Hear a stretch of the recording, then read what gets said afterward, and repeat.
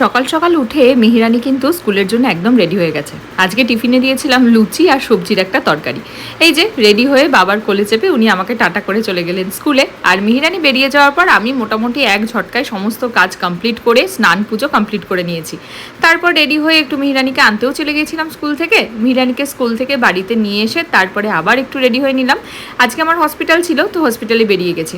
এটার একটা পোর্টেবল কেবল নেওয়ার ছিল আর কি, তো সেই জন্য এটাকেও সঙ্গে করে নিয়ে গেছিলাম। আর হসপিটাল থেকে আসার পথে দেখছি যশোদাতে এই সুন্দর জামাটা ঝুলছে, মিহিরানি ফেভারিট তরমুজ জামা। দেখে আর লোভ সামলাতে পারলাম না, তাই নিয়েই নিলাম।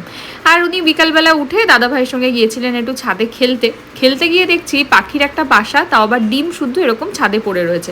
সেটা দেখে দুটো বাচ্চারই কিন্তু প্রচুর প্রশ্ন মনে। মিহিরানিকে যেই বলেছি এখানে পাখিটাকে নিয়ে যেতে হবে ডিমটা, ও আমাকে বলছে পাখিকে ফোন করে ডাকো ডিম নিয়ে যেতে। বাচ্চাদের মন বোধহয় এমনই হয়। যাই হোক, ছাদ থেকে নিচে আসার পর দেখলাম দুটো পার্সেল এসছে।